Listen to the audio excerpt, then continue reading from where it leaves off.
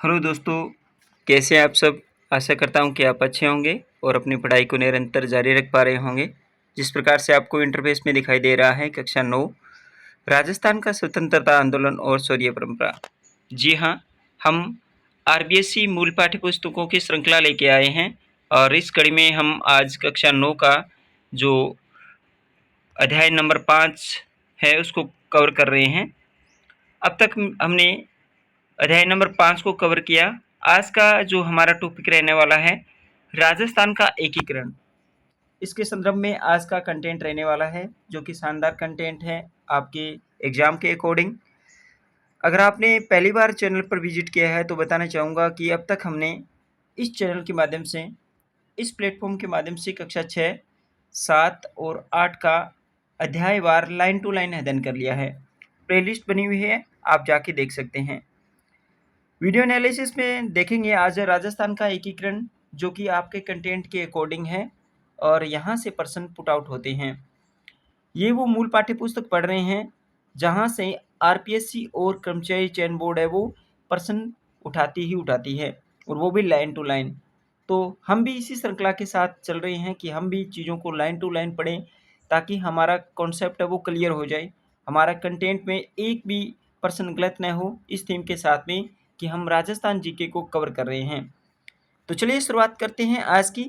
आपसे रिक्वेस्ट है कि आप चैनल पर विजिट कर रहे हैं तो चैनल को जरूर सब्सक्राइब कर लीजिएगा, क्योंकि यहाँ राजस्थान जीके के साथ साथ अन्य जो प्रतियोगी परीक्षाओं की तैयारी करने वाले जो प्रतिभागी हैं उनके लिए बहुत सारी जानकारियां हैं वो हम आप तक पहुंचाते रहते हैं।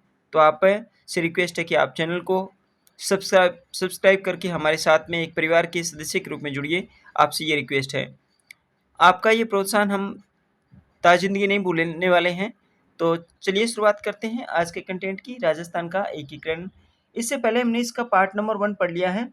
आज का कंटेंट है वो पार्ट नंबर 2 है। तो चलिए शुरुआत करते हैं।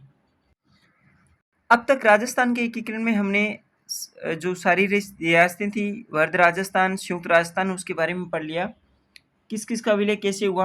आज का कंटेंट है वो आपको देखते ही पता लग रहा होगा कि कितना शानदार है, कितना महत्वपूर्ण है। तो इसमें पढ़ते हैं मत्स्य संघ का विलय। अलवर, भरतपुर, धौलपुर, करौली। आपको पता होगा कि मत्स्य संघ जो कि राजस्थान का सबसे प्रथम चरण था। राजस्थान 7 चरणों में एकीकरण के दौर से गुजरा। तो इसमें पढ़ते हैं अलवर, भरतपुर, धौलपुर, करौली की रियासतों के एकीकरण जो कि 18 मार्च 1948 को सर्वप्रथम मत्स्य संघ बना था, जबकि जयपुर, जोधपुर, बीकानेर की रियासतें राजस्थान में मिल गई तो मत्स्य संघ को अलग इकाई के रूप में रखने का कोई अर्थ ही नहीं रहा था। इन रियासतों को वर्ध राजस्थान का हिस्सा बनाने के लिए इन रियासतों को भी वर्ध राजस्थान का हिस्सा, देखिए लाइन बहुत ज़्यादा इंपॉर्टेंट है, मैं दोबारा से इसलिए पढ़ रहा हूँ ताकि ये इंपॉर्टेंट लाइन छूट न जाए। इन रियासतों को भी वर्ध राजस्थान का हिस्सा बनाने में डॉक्टर शंकर राय देव समिति का गठन किया गया। भारत सरकार ने समिति की सिफारिश को ध्यान में रखते हुए मत्स्य संघ की चारों इकाइयां अलवर, भरतपुर, धौलपुर, करौली को 15 मई 1949 को राजस्थान में मिला लिया गया। वहां के प्रधानमंत्री शोभाराम को शास्त्री मंत्रिमंडल में शामिल किया गया। अब प्रश्न ये बनेगा कि मत्स्य संघ को राजस्थान में कब शामिल किया गया था? तो 15 मई 1949 को, ये तारीख याद रखना, 15 मई 1949 को। प्रश्न आजकल इस तरह से पूछते हैं। उससे पहले हमने एक चीज़ छोड़ी थी, जो राजस्थान का एकीकरण हुआ उसका थोड़ा सा ये क्लिप है, ये बहुत ही शानदार है, इसे पढ़ लेते हैं, जो कि वन शॉट के रूप में पढ़ते हैं इसे। प्रथम चरण क्या था? मत्स्य संघ। कौन कौन सी रियासतें शामिल थी? अलवर, भरतपुर, धौलपुर, करौली। और जो मत्स्य संघ निर्माण की तारीख थी वो थी 18 मार्च 1948। इसके बाद में द्वितीय चरण का नाम था राजस्थान संघ। मत्स्य संघ के बाद में इसे कालक्रम में व्यवस्थित करना भी आ सकता है।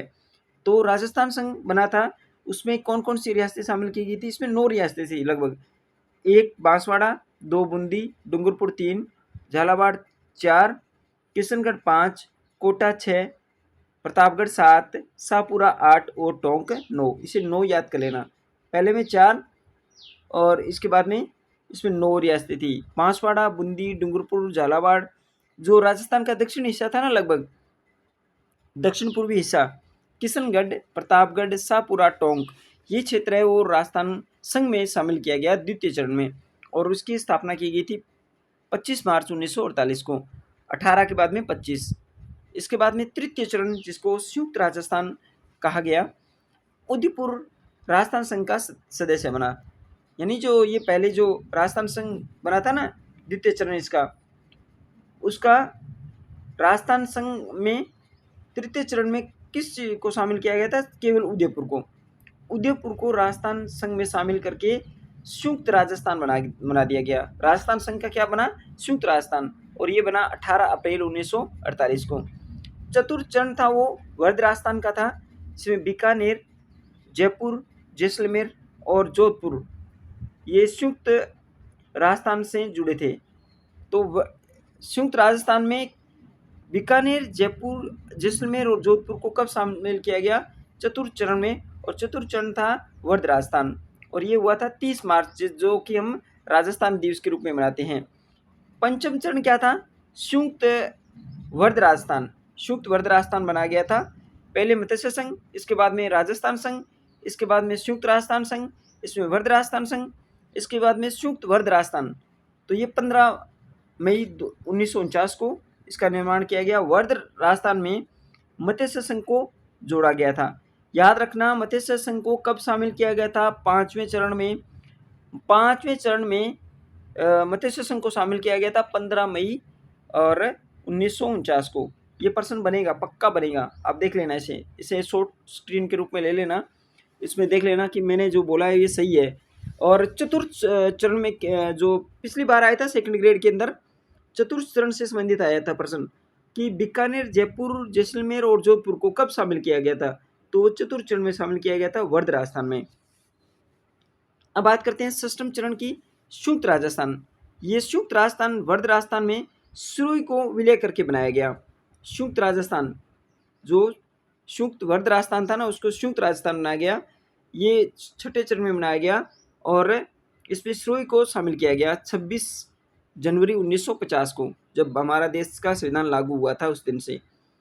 इसके बाद में सातवां चरण पुनर्गठित राजस्थान, पूरा टोटल राजस्थान गठित किया गया। इसमें ये महत्वपूर्ण है, गैर श्रेणी का अजमेर राज्य, आबू रोड तालुका सिरोही रियासत का पूर्व में बम्बई राज्य में हिस्सा मिला। मध्य भारत का सुनेल टप्पा संयुक्त राजस्थान में से लिया गया, और इसे 1/11 यानी 1 नवंबर 1956 को हमारा राजस्थान का एकीकरण कंप्लीट हुआ था। 1 नवंबर 1907 चरणों में, और टोटल समय लगा था वो आप देख सकते हैं। तो इस प्रकार से राजस्थान का एकीकरण हुआ था। अब सिरोही का प्रश्न बनता है, कैसे? क्योंकि सिरोही को भी शामिल किया गया, सबसे लास्ट में सिरोही को शामिल किया गया था। गुजरात के नेता सिरोही स्थित आबू पर्वत के सैलानी केंद्र को गुजरात का अंग बनाना चाहते थे। किसके नेता? गुजरात के नेता। सिरोही को रियासती विभाग उनके प्रभाव में था, अतः जनता के विरोध के बावजूद भी रियासती विभाग ने नवंबर 1947 में सिरोही को राजपुताना एजेंसी से हटाकर गुजरात एजेंसी के अंतर्गत कर दिया था। सिरोही की जनता ने मांग की कि सिरोही को बम्बई में न मिलाया जाकर संयुक्त राजस्थान में मिलाया जाए। सिरोही की जनता तो चाहती थी कि राजस्थान में मिले हम। कुछ ही दिनों बाद उदयपुर ने भी संयुक्त राजस्थान में शामिल होने का फैसला किया। इस अवसर पर अखिल भारतीय देसी राज्य लोक परिषद की राजपूताना प्रांतीय सभा के महामंत्री श्री हीरालाल शास्त्री ने अपने 10 अप्रैल के तार में सरदार वल्लभ भाई पटेल को लिखा कि यह जानकर प्रशंसा हुई कि उदयपुर संयुक्त राजस्थान में शामिल हो रहा है। इसी सिरोही को राजस्थान में शामिल होना और भी असंभावी हो जाएगा। फिर हमारे लिए सिरोही का अर्थ है गोकुल भाई। बिना गोकुल भाई के ही हम राजस्थान को नहीं चला सकते। शास्त्री जी को इस तार का कोई उत्तर नहीं मिला। शास्त्री जी ने सरदार वल्लभ भाई पटेल को 10 अप्रैल को तार लिखा था कि सिरोही को भी आप शामिल कर लीजिए और हमें गोकुल भाई भट्ट भी चाहिए, तो उसको रिप्लाई नहीं मिला। 18 अप्रैल को संयुक्त राजस्थान के उद्घाटन के अवसर पर उदयपुर में राजस्थान के कार्यकर्ताओं का एक शिष्टमंडल पंडित जवाहरलाल नेहरू से मिला और उसको सिरोही के प्रश्न के संबंध में प्रदेश की जनता की भावनाओं से अवगत करवाया। 18 अप्रैल को संयुक्त राजस्थान का उद्घाटन था और उसमें कौन आए थे? पंडित जवाहरलाल नेहरू जी आए थे। सिरोही के संबंध में वहाँ भी ये प्रश्न और सिरोही की जनता के बारे में बताया गया कि वो मिलना चाहते हैं राजस्थान में। पंडित नेहरू ने इस संबंध में सरदार वल्लभ भाई पटेल से बात की, किंतु फिर भी सरदार पटेल ने गोकुल भाई भट्ट के जन्म स्थान हातल, प्रश्न बनेगा, ये बहुत इंपॉर्टेंट प्रश्न है, गोकुल भाई भट्ट का जन्म स्थान कहाँ है? हातल, वह कुछ अन्य स्थानों को छोड़कर से सिरोही गुजरात में शामिल कर दिया। किसने? सरदार वल्लभ भाई पटेल ने। इस निर्णय के फलस्वरूप सिरोही में व्यापक आंदोलन उठ खड़ा हुआ। यह आंदोलन तब समाप्त हुआ जब भारत सरकार ने अपने निर्णय में पुनर्विचार करने का आश्वासन दिया। राजस्थान के साथ किए गए इस अन्याय का निराकरण 1 नवंबर 1956 राजस्थान के एकीकरण के समय, पूर्ण राजस्थान के एकीकरण के समय, जबकि राज्य पुनर्गठन आयोग की सिफारिश के आधार पर सिरोही का माउंट आबू वाला इलाका पुनः गुजरात से निकालकर राजस्थान में शामिल कर दिया गया। अगर राजस्थान के एकीकरण में ये चीज़ें नहीं हुई होती तो आज जो हमारा माउंट आबू है वो कहाँ होता? गुजरात में होता। तो ये सिरोही का प्रश्न था। अब अजमेर का विलय कैसे हुआ वो पढ़ते हैं। अखिल भारतीय देशी राज्य लोक परिषद की राजपूताना प्रांतीय सभा की सदैव यह मांग रही थी कि वर्ध राजस्थान में न केवल प्रांत की सभी रियासतें वरना अजमेर का इलाका भी शामिल हो। किसमें? वर्ध राजस्थान में। अजमेर कांग्रेस नेतृत्व कभी इस पक्ष में नहीं रहा। सन 1952 के आम चुनावों के बाद वहां हरिबाबू उपाध्याय के नेतृत्व में कांग्रेस मंत्रिमंडल बन चुका था। तब तो वहां का नेतृत्व यह दलील देने लगा कि प्रशासन की दृष्टि से छोटे राज्य ही बनाए रखना उचित है, किंतु राज्य पुनर्गठन आयोग ने अजमेर के नेताओं के इस तर्क को स्वीकार नहीं किया और सिफारिश की कि उन्हें राजस्थान में मिला देना चाहिए।